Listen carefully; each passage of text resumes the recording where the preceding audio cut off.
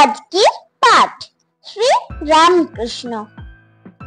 শ্রী রামকৃষ্ণ বধূরূপে সারদাকে নিজেই পছন্দ করে নিয়েছিলেন। ছেলেবেলায় তিনি লেখাপড়া সামান্য শিখেছিলেন। 17 বছর বয়সের সময় তার বড়দা কলকাতায় নিজের টোলে এনে পড়াতে চাইলেন, কিন্তু তিনি পড়লেন না।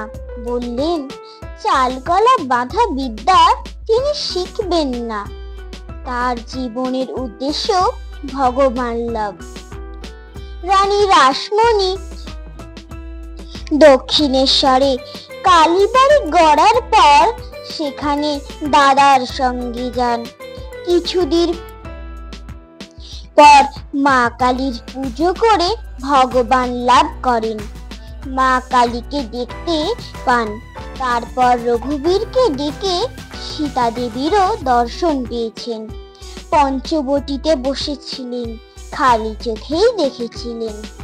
ছেলে ধর্ম নিয়ে আছে, সংসারে মন নেই শুনে মা চন্দ্রা দেবী চিন্তিত হয়ে তাকে দেশে নিয়ে এসে বিয়ের ব্যবস্থা করলেন। কনে আর পাওয়া যায় না। শেষে শ্রী রামকৃষ্ণ নিজেই খোঁজ দিলেন। জয়রামবাটের রামচন্দ্র মুখুজ্জেদের বাড়ি খোঁজ করো। সেখানে কোনে কুটো বাঁধা হয়ে আছে। কুটো বাঁধা হয়ে আছে মানে আগে থেকেই ঠিক হয়ে আছে। সত্যি সেখানে খোঁজ করে সারদার খোঁজ পাওয়া গেল। সারদার সঙ্গেই বিয়ের কথা পাকা হলো। সারদার বয়স তখন 5 বছর।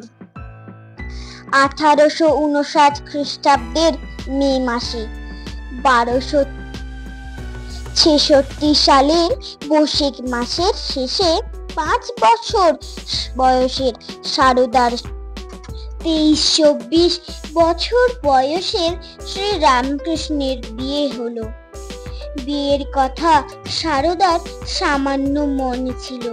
পরে বলেছেন, খেজুরের দিনে আমার বিয়ে হয়, মাস মনে নেই।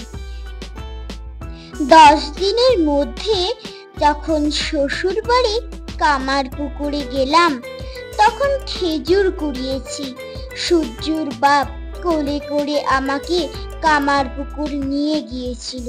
সূর্যুর বাপ হলেন সারদার মেজ খুড়ো ঈশ্বরচন্দ্র মুখোপাধ্যায়। রামকৃষ্ণের বিয়ে হবে, কনে পাওয়া যাচ্ছে না। কত ঠাঁই তো খোঁজা হলো, কনে যে আর মিলছে না। রামকৃষ্ণ বলেন শেষে, জয়রামবাটিতে কনে আছে কুটো বাঁধা মুখুজ্জেদের বাড়িতে।